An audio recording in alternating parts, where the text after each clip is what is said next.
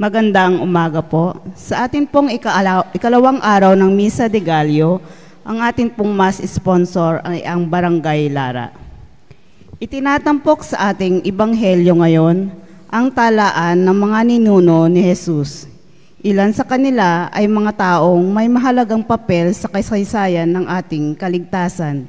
Subalit karamihan din sa mga ito ang makasalanan. Inilalarawan ng talang ito ang pagpasok ni Jesus sa kasaysayan ng tao. Siya ang rurok ng kasaysayan ng Israel, ang Mesiyas nilang hinihintay. Kay Jesus naging ganap ang kahulugan ng kasaysayang ito. Magsitayo po ang lahat.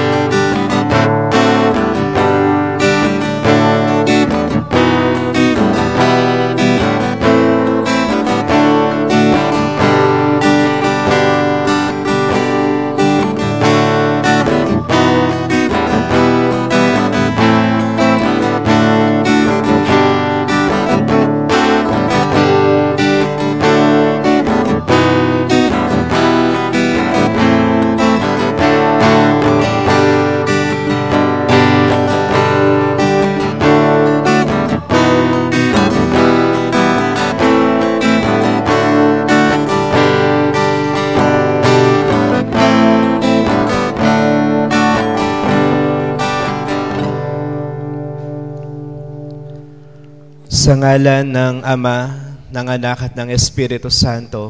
Amen. Ang pagpapala ng ating Panginoong Hesukristo, ang pag-ibig ng Diyos Ama, at ang pakikipagkaisa ng Espiritu Santo, naway sumainyong lahat. At sumayo rin.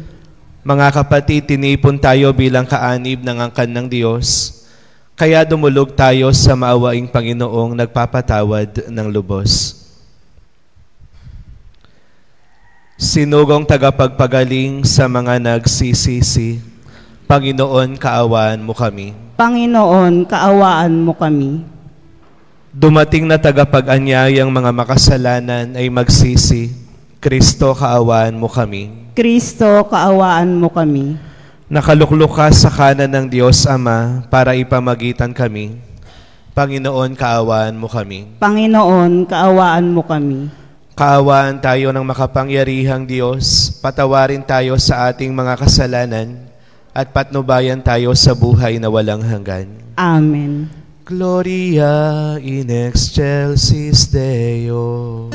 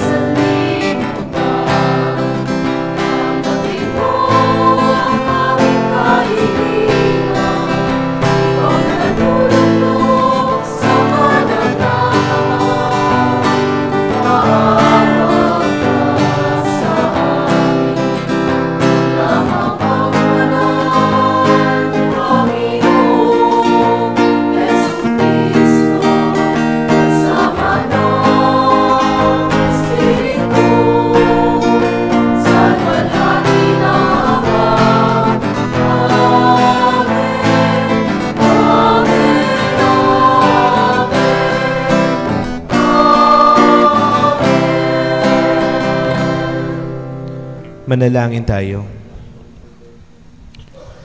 Ama naming makapangyarihan, patawarin mo ang aming mga utang sapagkat kami ay hindi makababayad ng lubusan. Kaya't makaligtas nawa kaming tanan, pakundangan sa pagdalangin ng mahal na Birheng Ina ng Diyos para sa aming kabutihan sa pamamagitan ni Hesukristo, kasama ng Espiritu Santo, magpasawalang hanggan. Amen.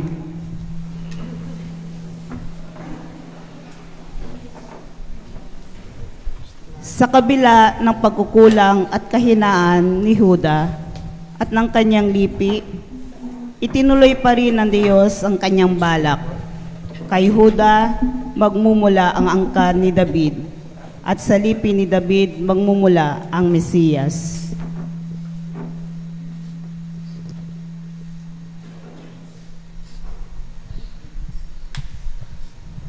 Pagbasa mula sa aklat ng Henesis.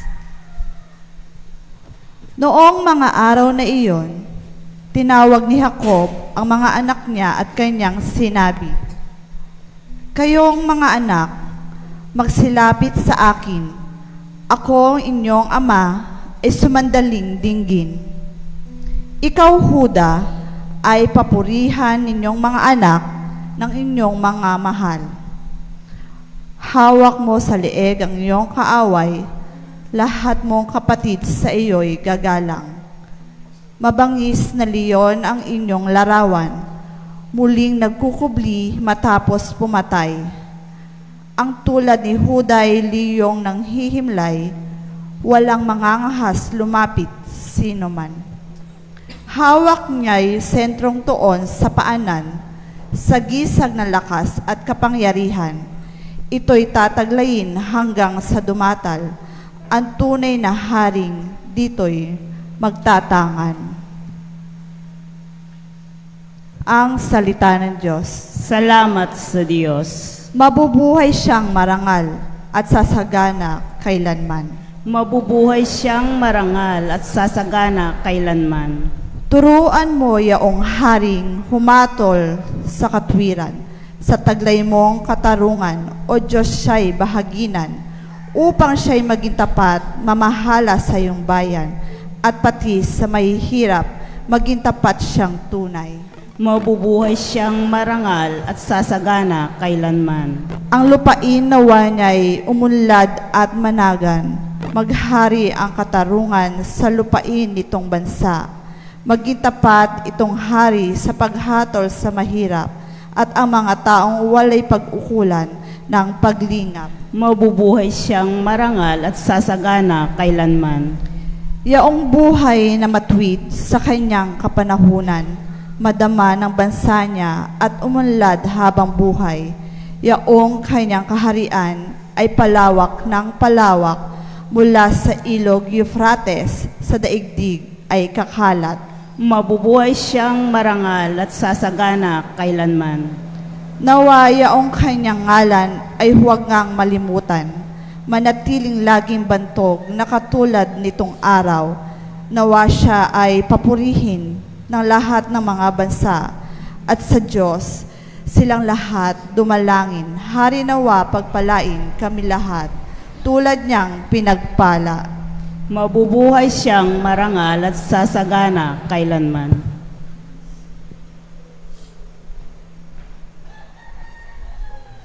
Magsitayo po ang lahat.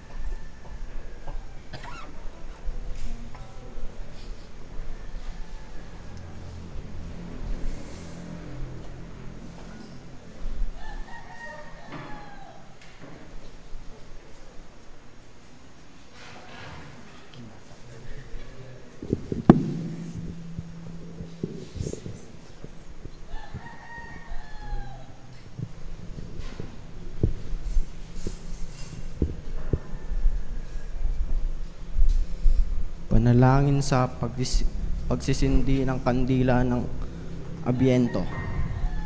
Ama ng liwanag, buong kagalakan naming hinihintay ang pagdating ng iyong anak, ang aming manunubos. Siya ang nagbibigay ng pag-asa, galak, kapayapaan at pagmamahal sa aming mga puso at kalooban, at ang pumapawi sa dilim ng kasalanan. Ibuhos mo sa amin ang iyong pagpapala habang sinisindihan namin ang kandilang ito. Ang liwanag na ito ay maging tanda ng kaningningan ni Kristo sa aming buhay, na aming Panginoon ngayon at magpasawalang hanggan. Amen.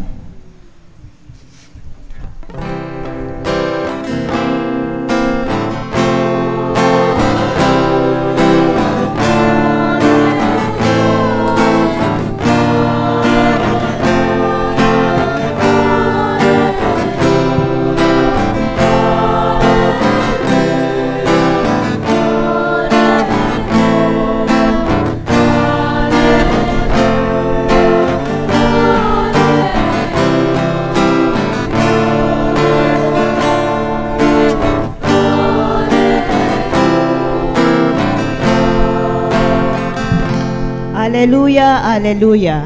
Karunungan ng may kapal, tanayong pangasiwaan, halina't kami turuan. Aleluya, aleluya. Sumainyo ang Panginoon. At sumayo rin. Ang mabuting balita ng Panginoon ayon kay San Mateo. Papuri sa iyo, Panginoon.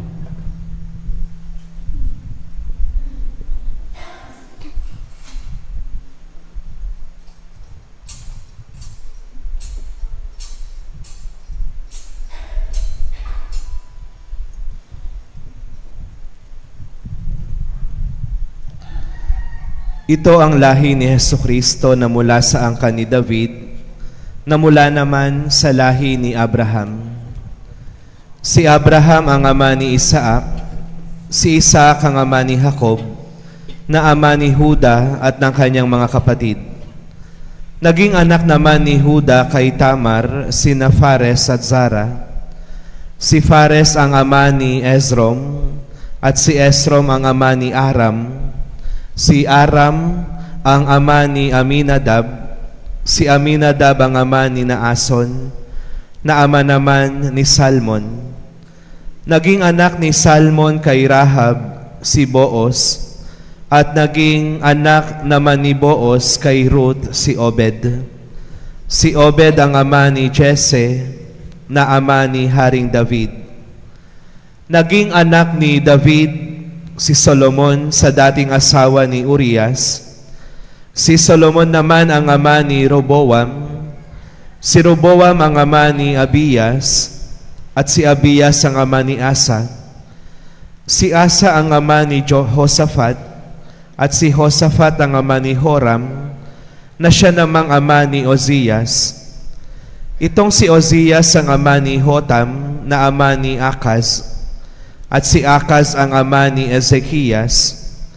Si Ezekias ang ama ni Manases, at si Manases ang ama ni Amos, na ama naman ni Hosias. Si Hosias ang ama ni Jeconias at ang kanyang mga kapatid, panahon noon ng pagkatapon ng mga Israelita sa Babylonia. Matapos ang pagkakatapon sa Babylonia, naging anak ni Jeconias si Salatiel, na ama ni Zorobabel. Si Zorobabel ang ama ni Abiud, na ama ni Eliakim, at si Eliakim ang ama ni Azor. Si Azor ang ama ni Sadok, na ama ni Akwim. Itong si Akwim ang ama ni Eliud. Si Eliud ang ama ni Eleazar. Si Eleazar ang ama ni Matan, na ama ni Jacob. At si Jacob ang ama ni Jose, na asawa ni Maria. Si Maria naman ang ina ni Jesus na tinatawag na Kristo.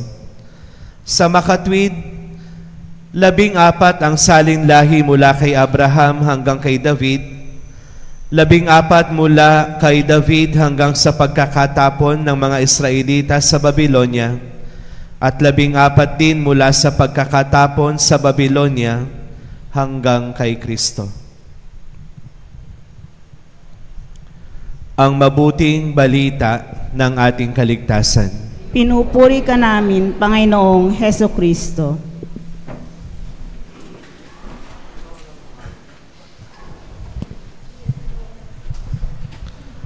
Magandang umaga po sa inyong lahat. Magandang umaga po, Father.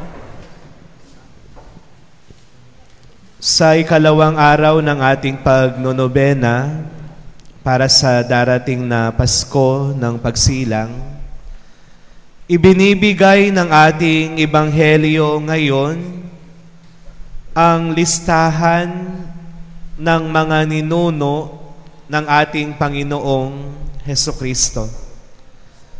Tinatawag itong genealogy o yung the book of generations. Kung baga sa panahon natin ngayon, yung pinapagawa sa mga bata, parang yung family tree. Nandoon yung magmula sa lolo hanggang sa apo, nakalista. Hindi po ito katulad ng mga usual na naririnig nating gospel. Kasi yung mga naririnig natin dati, may kwento, may talinhaga, May sinasabi si Kristo, pero dito wala. Halos ang mga narinig lang natin ay mga pangalan. Kaya nakakatuksong itanong, Father, nasaan po ang mabuting balita sa ebanghelyo na iyan? Total, lahat ng mga ito ay tinuturo niya yung pinanggalingang pamilya ni Jesus. Gusto ko pong mag-focus ngayon sa ating ebanghelyo patungkol sa pamilya. Meron pong mag-ama na nahihirapan sa buhay.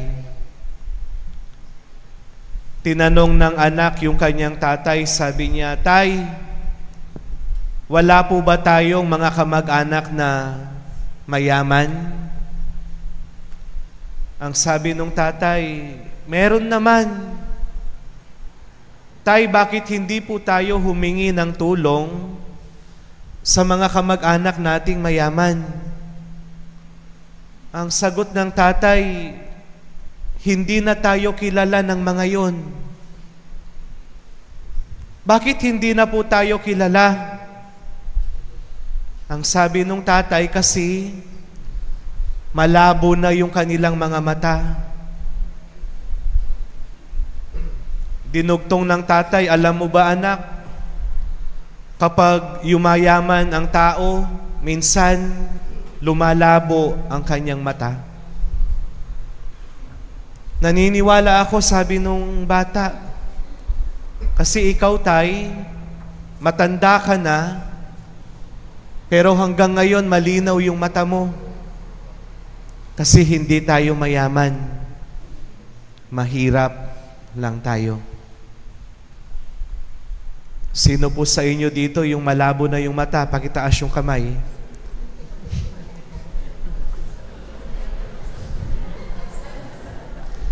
Baka isa kayo sa mga umangat sa buhay, malabo na rin ang mata.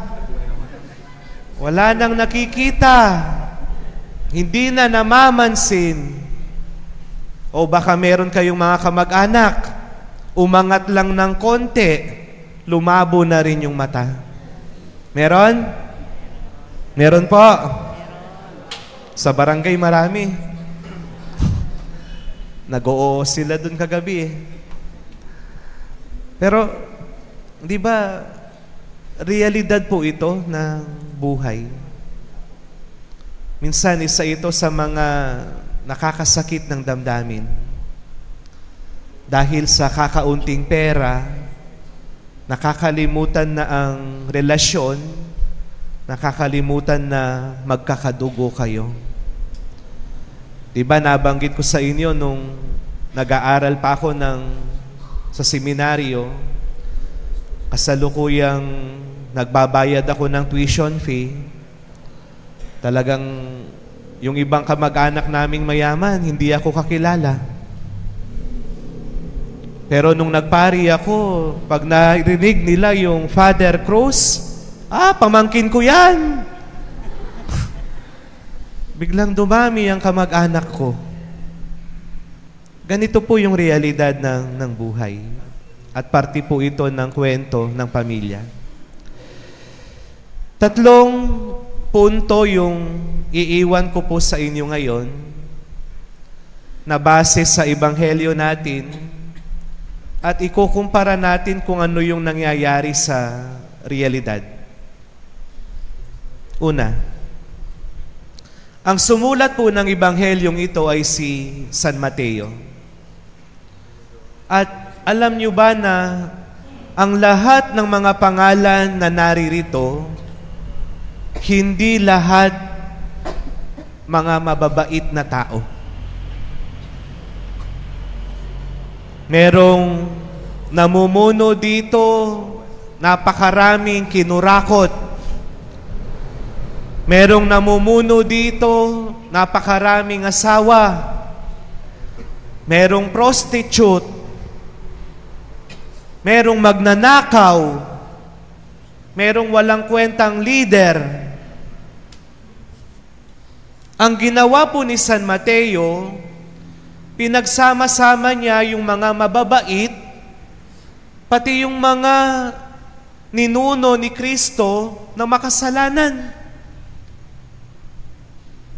Bakit hindi na lang ang ginawa ni San Mateo, tinanggal niya yung mga masasama, pinagsama-sama na lang niya yung mga mababait, para ang lalabas na image ni Jesus maganda.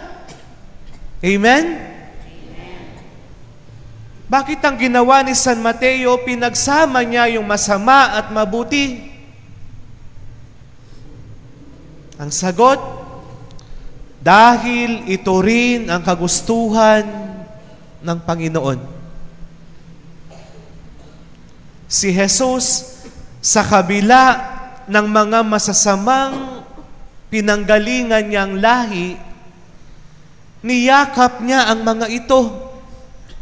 Tinanggap niya ang mga ito. Dahil ang katotohanan, walang perpektong pamilya. Merong mga nagkakamali at merong mga nagsusumikap na magpakabuti. Amen? Mag-amen naman kayo. Amen. Kagabi pa ako nagsasalita kayo. Amen lang, di pa ninyo masabi. Amen. Amen. Yan, para walang matutulog. Ano po yung realidad na nangyayari ngayon? Minsan, ang tao, mas ginugusto niyang ma-associate, makadikit, doon sa kamag-anak niyang may sinasabi sa buhay. Diba? Marinig mo lang yung mayor, kaapelido mo, kamag-anak namin yan. Makita mo lang yung sa TV, yung artista, Cruz ang apelido, John Lloyd, Cruz din ako, magkahawig kami yan. Diba? Kung sino yung may kapangyarihan, may pera, napakadaling sabihin, kamag-anak ko yan, kadugo ko yan. Pero sa kabilang banda, kapag meron kang kamag-anak na nakulong, kung minsan, i-deny mo, hindi ko kilala yan. Kilala mo ba yung mga pamilyang sugarol sa Karamutan? Ay, hindi ko kilala yun. Kasi, kung konektado ka sa kanila, yung ginagawa nilang mali, pupunta rin sa'yo. Pero yung mga may sinasabi, tataas yung level mo. Kaya minsan sa usapang pamilya, mapili ang tao. Amen? Amen. Pero mali. Mali po. Ang sinasabi ngayon ng Ebanghelyo, masama man o mabuti, ipinagkaloob sa iyo yan ng Diyos. Kailangan mong tanggapin, kailangan mong yakapin. Kung hindi talaga magbabago ang kapamilya mo, respetuhin mo siya bilang tao. Kung hindi talaga siya nagbabago, huwag kang tumigil sa pagdarasal para sa kanya. Walang perpektong pamilya, pero kapag hindi natatanggal ang concern sa bawat isa, may pagsusumikap na at least maayos man lang kahit papaano. Ito po yung una. Pangalawa po. Alam niyo, sa kultura ng mga Hudyo, uso yung hawa-hawa, damay-damay. Kapag yung isang miyembro ng pamilya mo nagkaroon ng ketong, mas mainam na itapon mo na lang siya. Hindi mo na siya ituturing na pamilya kasi baka mahawa yung ibang miyembro. Kahit hindi ketong yan, kung minsan kahit bulag lang, may kapansanan, mas mabuting isang tabi mo na siya para hindi na mahawa yung iba. Ano po yung realidad na nangyayari sa atin ngayon? Ito minsan nakakalungkot. Kung minsan yung mga inosenteng tao nadadamay dahil sa pagkakamali ng iba. Example, dalawa kayong magkapatid, magkaaway kayo, pareho na kayong may pamilya. Kung minsan, pati yung mga pamangkin mo, hindi mo na pinapansin eh.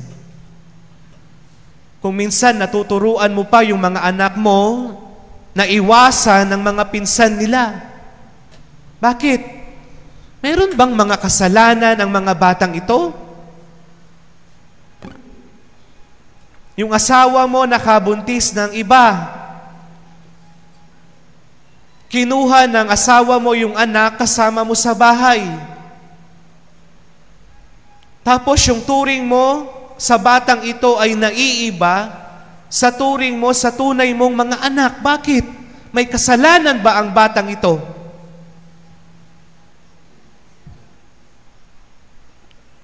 Yung anak mo na buntis, ayaw mo, galit ka. Kaya paglabas ng bata, wala kang pakialam sa kanya, pinapalo mo pa. Bakit? May kasalanan ba siya? Ito rin po yung dahilan kung minsan nagkakaroon ng bully sa school. Porket naghiwalay yung magulang ng bata, ginagawang katatawanan, wala siyang magulang. Kasalanan ba niya? Kung minsan yung damay-damay na ito, merong mga nasasaktan, merong mga nadadamay na inosente.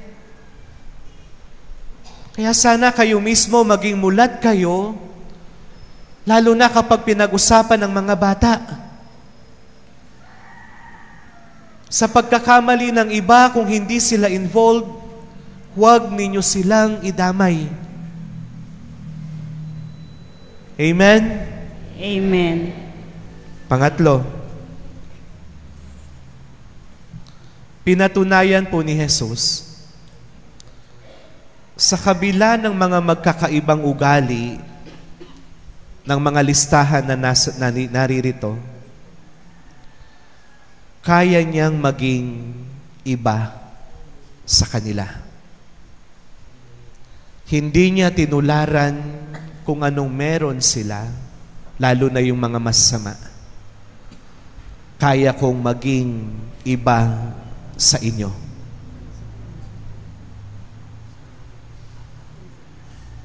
Realidad. Kung lasenggo ang tatay mo, hindi ibig sabihin magiging lasenggo ka na rin. Kung sugarol ang nanay mo, hindi ibig sabihin magiging sugarol ka na rin. Kung hindi nakapagtapos ng pag-aaral ang mga magulang mo, hindi ibig sabihin ganon ka na rin. Pwede kang maging iba sa kanila. Kung tutularan mo yung nagagawa nilang mali, ikaw yung talo. Ikaw ang may kasalanan. Binanggit ko nga sa inyo, kung tinularan ko yung tatay ko noon, hindi ako pari. Hindi ako pari. Pero mas pinili kong baguhin ang sitwasyon. Mas pinili kong mangarap. Hindi lang para sa sarili ko, kundi para sa buong pamilya ko. Sa kabila ng mga kasalanan at paghihirap, kaya mo pa ring mangarap at magbago. Amen? Amen. Bandang huli, totoo pa rin po yung kanilang sinasabi na mas malapot pa rin ang dugo kaysa sa tubig. Ano man ang pag-uugali ng mga kapamilya ninyo, sa bandang huli, kayo-kayo pa rin ang magtutulungan. Amen. Humiling tayo sa ating Diyos Ama, mga kapatid ng pusong bukas sa Kanyang karunungan, habang ating hinihintay ang pagdating ng Kanyang anak, tayo ay dumalangin. Ama, ituro mo sa amin ang landas ng iyong karunungan. Ama, ituro mo sa amin ang landas ng iyong karunungan. Maipamalas nawa naming iyong simbahan, ang iyong karunungan at pag-ibig, Ama, sa aming tapat na paglilingkod sa isa't isa. Manalangin tayo. Ama, ituro mo sa amin ang landas ng iyong karunungan. Gabayan mo ang aming mga lingkod bayan sa kanilang mga tungkulin. Manalangin tayo. Ama, ituro mo sa amin ang iyong landas ng karunungan. Itinataas namin sa iyo, Ama, ang aming mga pasanin at pagdurusa. Tulungan mo kami sa pamamagitan ng iyong mapagmahal at makapangyarihang karunungan. Manalangin tayo. Ama, ituro mo sa amin ang landas ng iyong karunungan. Yakapin mo sa iyong mga bisig ang mga namayapa naming mahal sa buhay. Manalangin tayo. Ama, ituro mo sa amin ang landas ng iyong karunungan. Sa ilang sandali ng katahimikan, itaas natin sa Diyos ang ating mga pansariling kahilingan, gayon din ang mga taong lubos na nangangailangan ng ating panalangin.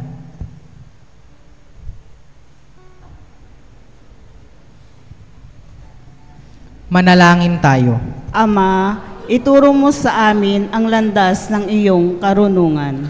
Isama natin sa ating mga panalangin ng pagpapasalamat at intensyon nila Mr. and Mrs. Menandro Cruz Jr. and family, Eddie Guzman and family, Mr. Roel Pangan and family, Maria Hannah Gwyneth Valentino and family, Maria Lian Gail Valentino, Robert Romero and family, Mr. and Mrs. Nathaniel Gabriel and family. Misang pasasalamat para sa kaarawan ni Geraldine Manipol Orpila, para sa tuloy-tuloy na pagaling ni Sister Mila Bayangos, at panalangin para sa paggaling din ni Brother Roman Reyes, at para sa mga kaluluwa nila Sol Di Macali, Emma Santuangco, Federico Aliarde, Jaime Ambrosio Sr., Estrelita Ambrosio, Evaristo Miguel Angelina, Oliver Miguel Jr., Luisito Miguel Noji Escalona, Bishop Rick Macaraeg at Father Tirso Dakigan. Ipanalangin natin sila sa Panginoon. Ama, ituro mo sa amin ang landas ng iyong karunungan. Ang lahat ng ito'y aming samot dalangin sa ngalan ni Kristo, magpasawalang hanggan. Amen.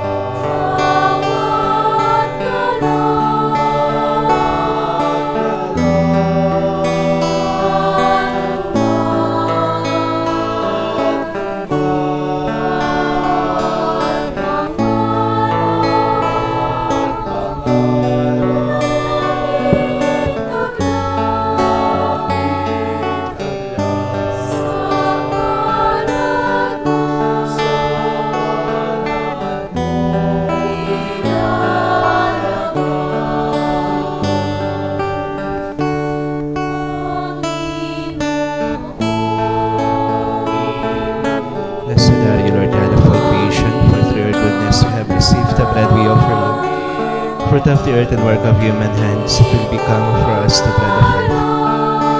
By the mystery of this water and wine, may we come to share the unity of Christ and Jesus.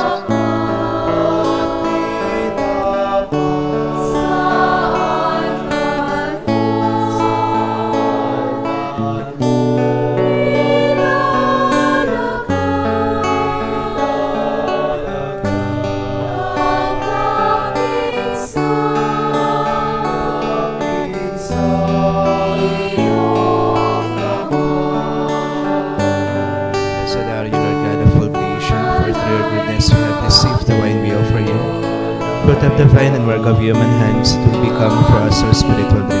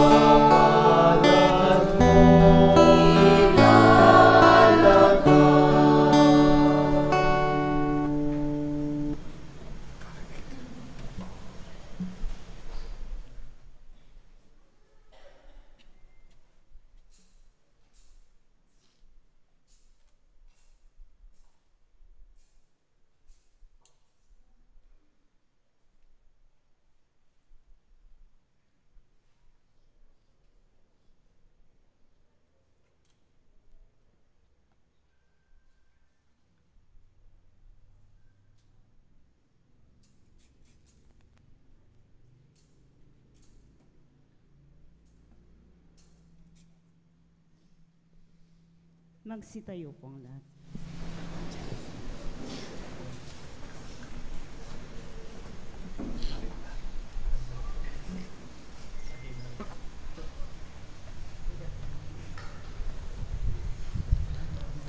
Manalangin kayo mga kapatid upang itong ating paghahain ay kalugdan ng Diyos sa mga makapangyarihan. Tanggapin nawa ng Panginoon itong paghahain sa iyong mga kamay sa kapurihan niya at karangalan sa ating kapakinabangan at sa buong sambayanan niyang banal.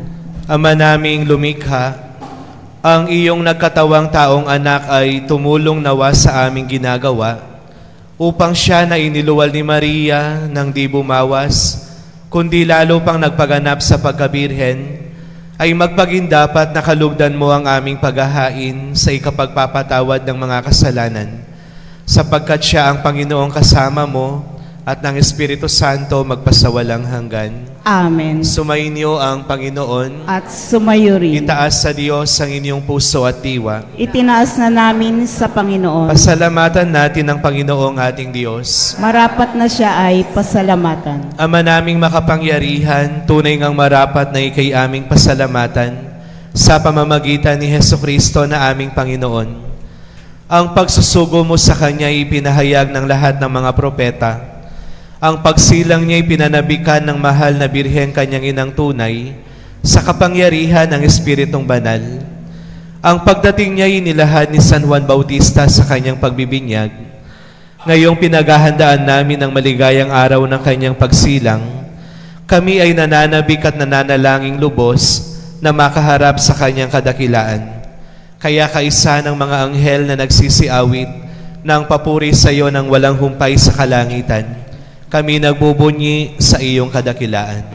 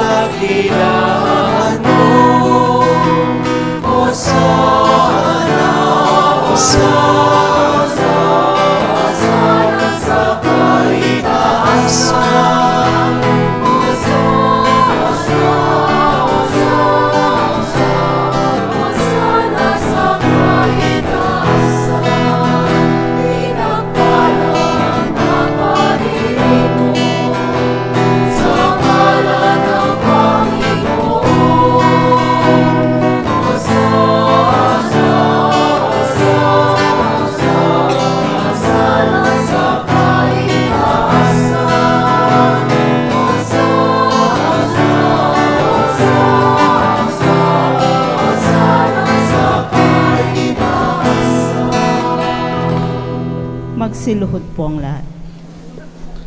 Ama naming banal, ikaw ang bukal ng tanang kabanalan, kaya't sa pamamagitan ng iyong Espiritu, gawin mong banal ang mga kaloob na ito, upang para sa amin ay maging katawan at dugo ng aming Panginoong Hesukristo.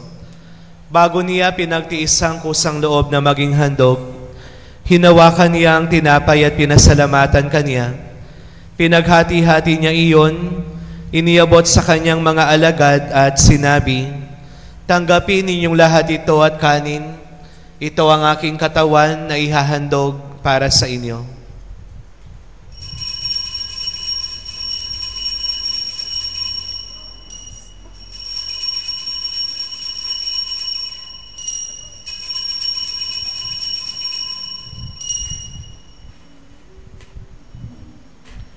Gayon din naman ang matapos ang hapunan, hinawakan niya ang kalis at muli kanyang pinasalamatan. Iniabot niya ang kalis sa kanyang mga alagad at sinabi, "Tanggapin ninyong lahat ito at inumin. Ito ang kalis ng aking dugo ng bago at walang hanggang tipan. Ang aking dugo na ibubuhos para sa inyo at para sa lahat sa ikapagpapatawad ng mga kasalanan. Gawin ninyo ito bilang pag-alala sa akin."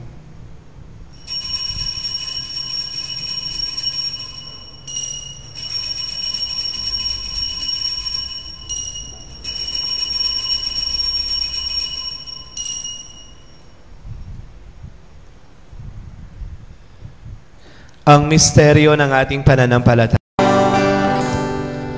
Ama, ginagawa namin ngayon ang pag-alala sa pagkamatay at muling pagkabuhay ng iyong anak, kaya tiniaalay namin sa iyo ang tinapay na nagbibigay buhay at ang kalis na nagkakaloob ng kaligtasan. Kami ay nagpapasalamat dahil kami iyong minarapat na tumayo sa harap mo para maglingkod sa iyo. Isinasamo namin na kaming magsasalo-salo sa katawan at dugo ni Kristo ay mabuklod sa pagkakaisa sa pamamagitan ng Espiritu Santo. Amalingapin mo ang iyong simbahang laganap sa buong daigdig. Puspusin mo kami sa pag-ibig kaisa ni Francisco na aming Santo Papa, ng aming mga obispo at ng Tanang Kaparian.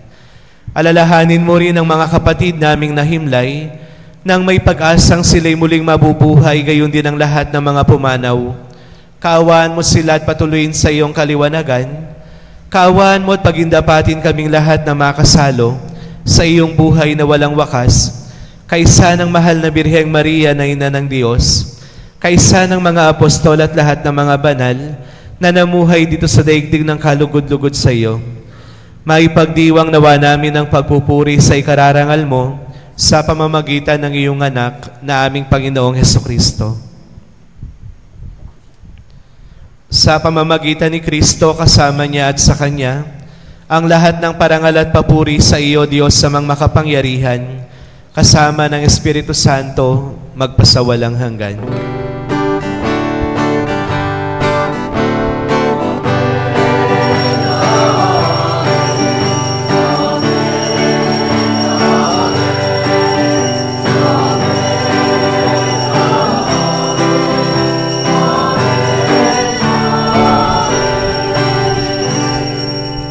Awitin natin ngayon ang panalangin itinuro sa atin ni Jesus.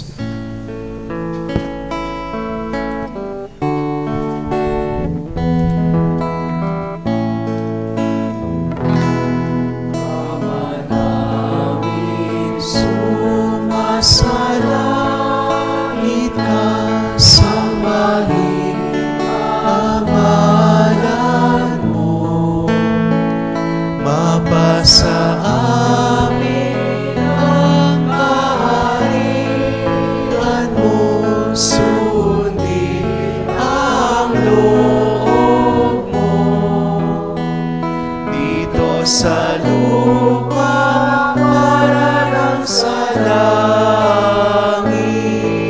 Bigyan mo kami ngayon ng aming kakanin sa araw-araw,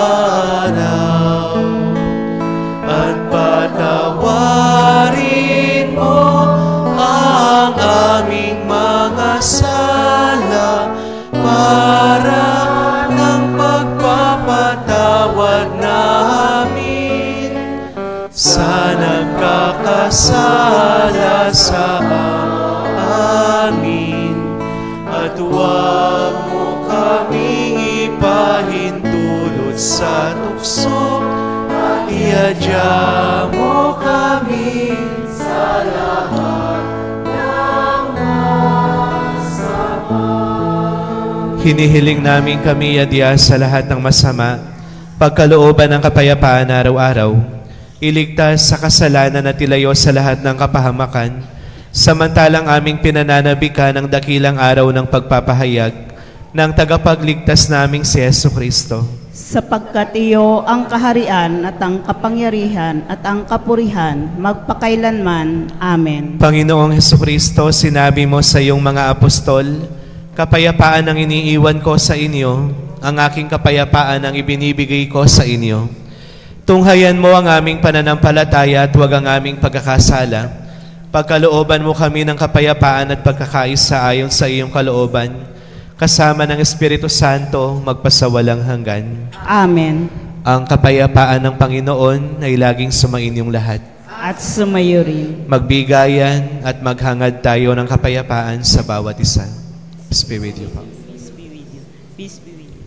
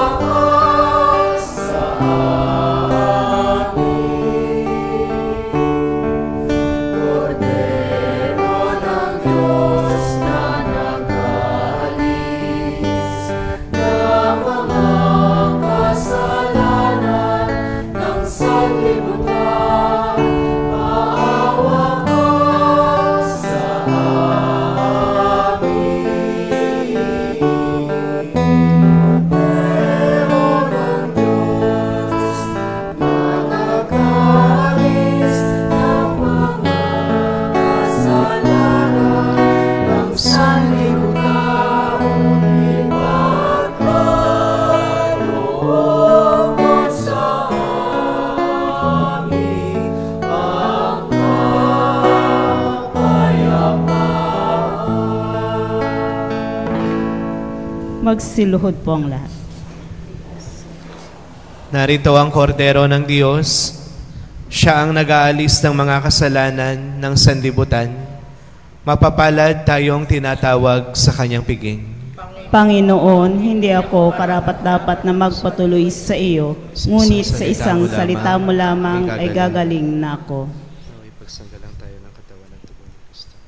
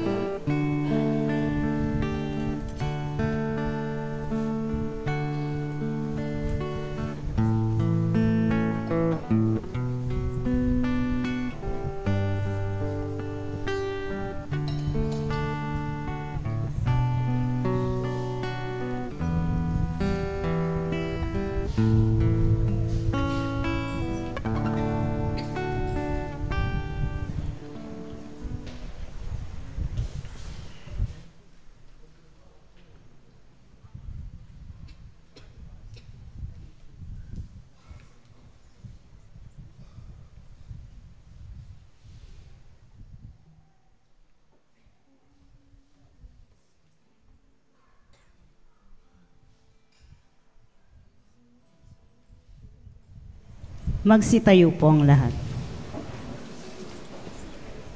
Manalangin tayo.